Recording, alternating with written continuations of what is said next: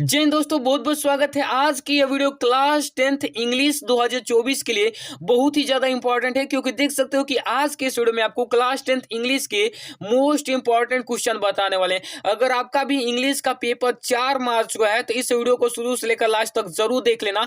4 मार्च को धुआं धुआं करके आओगे, 100% बोल रहा हूँ, क्योंकि आज की इस वीडियो में आपको पूरे किताब के जो मोस्ट इंपॉर्टेंट क्वेश्चन है आज की इस वीडियो में बताने वाले हैं, और इससे बाहर आपका एक भी प्रश्न नहीं आएगा। 100% बोल रहा हूँ, इससे बाहर आपका एक भी प्रश्न नहीं आएगा, और आज की इस वीडियो से 30 अंक आपका बिल्कुल फिक्स हो जाएगा। तो वीडियो को शुरू से लेकर लास्ट तक जरूर देखना। वीडियो को लाइक कर देना, अपने दोस्तों में शेयर कर देना, और चैनल पर नया तो प्लीज चैनल को सब्सक्राइब कर देना, क्योंकि बहुत मेहनत से ये सारी चीजें लिखा हूं, और इसका आपको फ्री पीडीएफ भी देने वाला हूं। बताऊंगा आपको कहां मिलेगा। बहुत सारी चीजें यहाँ पर बहुत मेहनत से मैंने लिख कर लाया है, हैंड रिटन, तो बहुत ज्यादा मेहनत लगा है इसको लिखने में। तो वीडियो को लाइक कर देना, शेयर कर देना, और चैनल को सब्सक्राइब कर देना, क्योंकि इस चैनल से बहुत बेहतरीन तैयारी कराई जाती है बोर्ड एग्जाम की। तो चलो स्टार्ट करते हैं। सबसे पहला आपका क्वेश्चन है, अच्छे से आपको रटाऊंगा नहीं, बिल्कुल दिमाग में आपको बिठा दूंगा, अच्छे से समझा समझा कर बताऊंगा। ये मतलब कि इसी तरीके से देख लो। यहाँ पर कह रहा है कि who was Lencho, where was Lencho's house situated, यानी कि लेंचो कौन था और उसका घर कहाँ स्थित था, बताना है। देखो आंसर में लिखेंगे कि Lencho was a poor farmer, यानी कि लेंचो एक गरीब किसान था। His house was situated on the crest of a low hills, यानी कि उसका जो घर था वो निचली पहाड़ियों के क्रिस्ट यानी कि चोटी पर स्थित था। ठीक है ना। तो ये आपका एक क्वेश्चन तैयार हो गया कि who was Lencho, where was his house was situated. तो इस तरीके से आपका आप देखिए दूसरा प्रश्न कहता है कि when did Lencho receive the letter, why did he become angry, यानी कि जो लेंचो था वो कब लेटर रिसीव किया यानी कि पाया, why did he become angry, यानी कि उसके बाद वो क्यों क्रोधित हुआ, उसके बारे में बताना है। देखो कैसे लिखेंगे लिखेंगे Lencho receive the later on the following Sunday, यानी कि जो है लेंचो जो है संडे को यहाँ पर महीने के जो अंतिम दिन वाला संडे होता है उसी दिन को ये जो है लेटर को रिसीव करता है। When he went the post office जो जब भी वो कहा जाता है पोस्ट ऑफिस जाता है तभी वो रिसीव करता है इस लेटर को। ही become angry because he received only 70 पैसोज instead of 100, वह क्रोधित इसलिए होता है क्योंकि उसको केवल 70 पैसे ही मिले थे, जबकि 100 पैसे मिलने चाहिए। ठीक है ना। 100 पैसों का डिमांड किया था, लेकिन उनमें से उन्हें केवल 70 पैसों ही मिले थे, इसीलिए वो एंग्री हुआ। तो इस तरीके से दूसरा नंबर प्रश्न भी अच्छे से समझा दिया आपको। अब देखो प्रश्न नंबर 3 कर रहा है कि why did the post master how did the post master collect some money for Lencho, यानी कि पोस्ट मास्टर जो है लेंचो के लिए मनी कैसे कलेक्ट किया इसके बारे में बताना है। देखो कैसे लिखेंगे the post master collected some money for his employees from his employees, यानी कि पोस्ट मास्टर जो था वो कुछ पैसे अपने एम्प्लॉइज यानी कि जो कर्मचारी थे उनसे कलेक्ट किया। He himself give a part of his salary, यानी कि वह खुद भी अपने सैलरी का कुछ हिस्सा उसमें दिया। He also made a several of friends to contribute the noble case, यानी कि वो अपने फ्रेंड्स से भी कहा कि ये जो कठिन परिस्थिति है इसमें आप भी कंट्रीब्यूट कीजिए, आप भी हिस्सा लीजिए, ताकि उसके जो है मतलब वो जो उसका फेथ है गॉड से वो उठे ना, उसके पैसों दे दिया जाए। तो ये केवल 70 पैसों ही इकट्ठा कर पाते थे मतलब कर पाते हैं, तो 70 पैसों ही दिए, और वो मांग किया था 100 पैसों का। ठीक है ना। तो इस तरीके से ये कहानी बड़ी लंबी है, अगले मतलब आपको डिटेल में समझाने की कोई फायदा नहीं, क्योंकि आप मोस्ट इंपॉर्टेंट क्वेश्चन देख रहे हो, तो अच्छे से केवल यहाँ पर देख लो। उसके बाद इसमें का एक लॉन्ग आंसर पूछा जाता है। देख लो ये लॉन्ग आंसर तैयार करना, छपकर आएगा बोर्ड एग्जाम में, देख लेना छपकर आएगा 4 मार्च को। देखो कैसे लिखेंगे यहाँ पर कहता है कि give the character sketch of Lencho, यानी कि लेंचो का चारित्रिक वर्णन कीजिए, चरित्र की विशेषता लिखिए, या फिर कैरेक्टर स्केच लिखिए, जिसका मतलब होता है देखो कहेंगे कि Lencho is a main character of the story a letter to God, यानी कि लेंचो जो है ये लेटर टू गॉड के स्टोरी का मेन कैरेक्टर है, मुख्य पात्र है। ठीक। और सबसे फर्स्ट में लिखेंगे ए पुअर मैन, यानी कि लेंचो एक गरीब आदमी था। इसमें लिखेंगे Lencho was a poor farmer, Lencho एक गरीब किसान था। But 1 year his crop was completely destroyed by hello storms, यानी कि एक साल क्या हुआ कि उसका जो क्रॉप था वो कंप्लीटली डिस्ट्रॉयड, यानी कि पूरी तरह से हेल स्टोन्स यानी कि जो है बर्फ के ओलों से नष्ट हो गया। नो बडी हेल्प हिम, कोई भी उसका सहायता नहीं किया। He was helpless and sad, वह जो है निराश और उदास हो गया था, मतलब सहयोग उसका कोई नहीं कर रहा, वो उदास हो गया था। ठीक है ना। कह रहा है कि 2 नंबर में फर्म फेथ इन गॉड, यानी कि गॉड पर विश्वास, भगवान पर विश्वास। Lencho had firm faith in God, Lencho का भगवान के प्रति बहुत विश्वास था। ही believe that God would help him, यह सोच मतलब इन मिस्र यानी कि वो सोचता उसका विश्वास था कि इस परिस्थिति में गॉड हमारी हेल्प जरूर करेंगे। He would not let him die in hunger, वो हमें भूखे मरने नहीं देंगे। ठीक, चलिए यहाँ पर 3 नंबर कह रहा है सिंपल एंड इनोसेंट, कह रहा है Lencho was very simple and innocent, Lencho बहुत साधारण और सभ्य था। He wrote a letter to God and requested to send him 100 pesos, वह गॉड को लेटर लिखा, किस लिए, रिक्वेस्ट करने किया कि मतलब मुझे 100 पैसोज की जरूरत है, प्लीज भेज दीजिए। ही believe that God help him, उसका विश्वास था कि गॉड उनका हेल्प जरूर करेंगे। तो इस तरीके से 3 हेडिंग बनाकर लिख देना, अच्छे से आपके 4 मार्क्स मिल जाएंगे। ठीक, चलो यहाँ पर अगला क्वेश्चन देखो क्या करा है कि ये मेंडेला वाला चैप्टर से है, तो कह रहा है कि what twin organisation does Mandela mention, यानी कि जो मेंडेला थे वो कौन कौन से ट्विन ऑर्गेनाइजेशन मेंशन किए थे उसके बारे में बताना है। तो देखो Mandela mention that every man has twin organisation, यानी कि मिलने ने बताया था कि प्रत्येक आदमी के पास 2 ऑर्गेनाइजेशन होते हैं।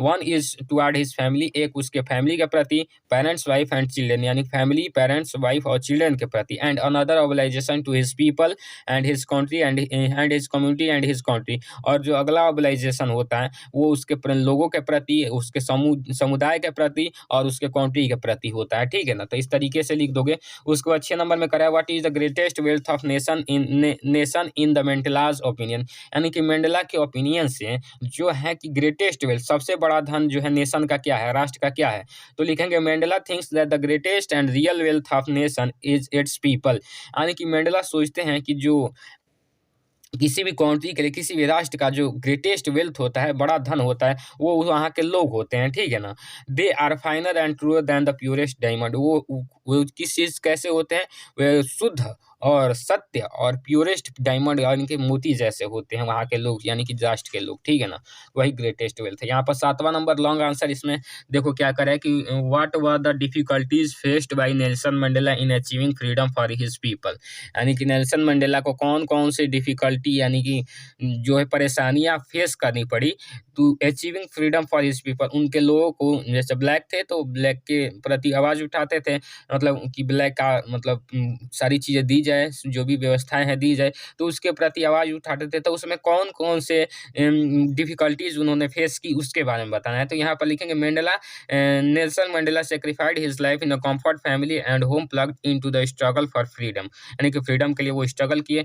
ही believes in equality for all, ये वो विश्वास करते थे कि सभी को इक्वालिटी दिया जाए, समानता दिया जाए। ही अपोज्ड द रूल, यहाँ पर रूल ऑफ अपार्थाइड, यानी कि जो भेदभाव का रूल था उसको अपोज करते थे, यानी कि विरोध करते थे। He was declared and outlaw and he was approach to fortune in the jail and several years but he never broke, यानी कि वो कुछ साल जेल में बिताए थे लेकिन वो कभी टूटे नहीं, वो फिर से उस चीज़ के प्रति स्ट्रगल किए। ठीक, 8वां नंबर प्रश्न कर रहा है describe about Annie's Frank earlier education, तो इसमें एनी फ्रैंक के अर्लियर एजुकेशन के बारे में बताना है कि उसकी पहले की एजुकेशन क्या थी वो बताना है। तो लिखेंगे Anne Frank was a very bright and intelligent student, यानी कि एनी फ्रैंक जो थी वो बहुत ही तेज और बुद्धिमान स्टूडेंट थी, विद्यार्थी थी। ठीक है ना, he earliest education, her earliest education, यहाँ पर हर होगा, her earliest education was in Montessori lyceum in Amsterdam, यानी कि उसके जो शुरुआत की जो एजुकेशन थी वो मोंटेसरी स्कूल के अमस्टरडम में हुई थी। After that she was enrolled in the school in Netherland, उसके बाद क्या हुआ कि वो नीदरलैंड के स्कूल में इनरोल्ड हो गई।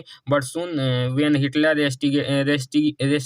Restrict Jews from the all activities Anne had go to the Jewish lyceum, यानी कि जब हिटलर का रेस्टिगेशन आया ज्यूस के प्रति, यहूदियों के प्रति, तो वो क्या हुआ कि ज्यूस लाइसम में चली गई थी एनी फ्रैंक। ठीक है ना, चलो यहाँ पर अगला क्वेश्चन देखो क्या कर रहा है कि what is Coorg famous for, Coorg किस लिए प्रसिद्ध था, जिसमें लिखेंगे it is famous for its coffee state evergreen rain forest and spices, यानी कि कुर्ग जो था हरियाली के लिए और स्पाइसेस यानी कि मसालों के लिए और कॉफ़ी के लिए प्रसिद्ध था।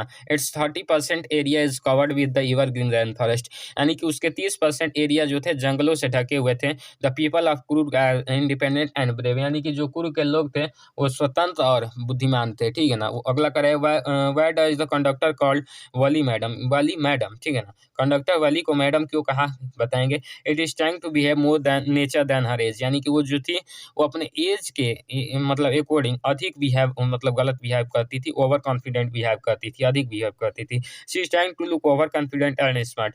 वो अधिक ओवर कॉन्फिडेंट और स्मार्ट दिखाती थी अपने को। तो the conductor is amused at her behaviour. जो कंडक्टर था उसके बिहेवियर से चिढ़ गया था and in an effort to tease him call her madam. और उसको चिढ़ाने के लिए उसे क्या कहा, मैडम कहा। ठीक है ना।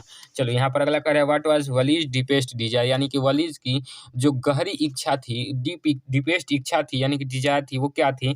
तो Valli's deepest desire was that she want to ride the bus at least one time, यानी कि वलीज की जो डीपेस्ट डिजायर थी कि वो चाहती थी कि कम से कम एटलीस्ट एक टाइम में बस में राइड कर सकूँ, सफ़र कर सकूँ। ठीक है ना। चलो यहाँ पर अगला क्वेश्चन कर आगे कि because of this desire she give up all others desire, यानी कि इस इच्छा के कारण वो अपनी और बाकी की जो डिजायर थी, बाकी इच्छा थी, उसको छोड़ दी थी। So that he could collect up some money to ride in a bus, इसीलिए वो क्या करती थी कि कुछ मतलब मनी कलेक्ट की राइड करने के लिए बस में। ठीक, तो चलो यहाँ पर 11 नंबर कंप्लीट हो गया। 12 नंबर देखो यहाँ पर लॉन्ग आंसर इसी चैप्टर से पूछा जाता है, मैडम राइड द बस, यानी कि वली वाले चैप्टर से।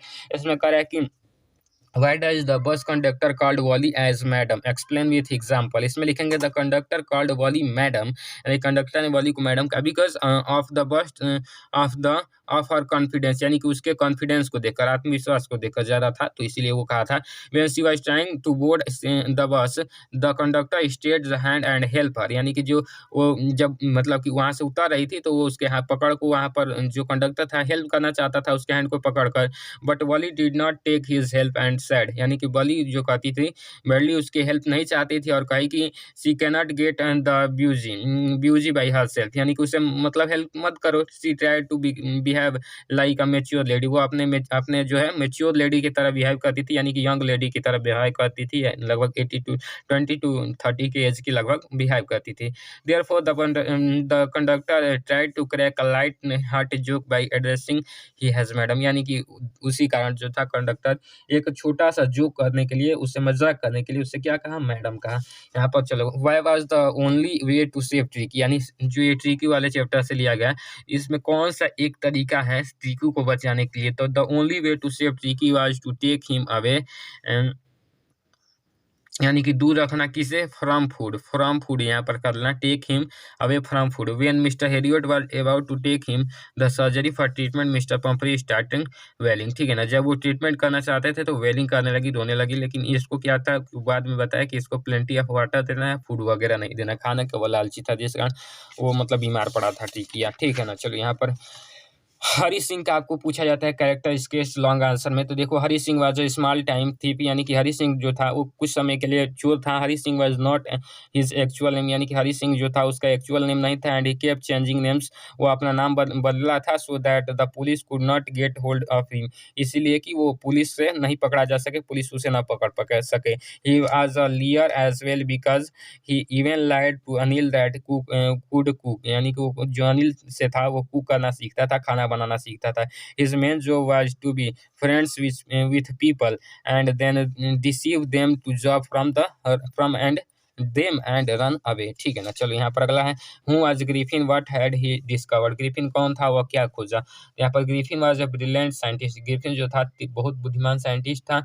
यहाँ पर he made a some experiment to know that the human body could be made transparent, यानी कि वो कुछ परीक्षण किया था, मतलब कहता था कि जो ह्यूमन बॉडी है उसको ट्रांसपेरेंट बनाया जा सके, अदृश्य बनाया जा सके, पारदर्शी बनाया जा सके। इस पर at last he discovered a rare drug, और लास्ट में वो क्या कहता है कि एक रेयर ड्रग के डिस्कवर कर लेता है, एक ड्रग खोज लेता है, जिसके कारण ही टुक द ड्रग, जब वो ड्रग ले लेता है, खा लेता है, and his body become a transparent as a sheet of glass, उसकी बॉडी जो है एक ग्लास की तरह वो ट्रांसपेरेंट हो जाती है, यानी कि पारदर्शी हो जाती है। ठीक, उसके बाद चलो यहाँ पर कहता है कि why was Sulekha start stammering, तो यहाँ पर लिखेंगे Sulekha was a baby when she felt down from a cot, यानी कि जब सुलेखा यहाँ पर लड़की थी तो वो एक चरपाई से गिर गई थी। हर यहाँ पर हर, उसके बाद देखो हर ब्रेन वाइज डैमेज, उसका जो दिमाग था वो डैमेज हो चुका था।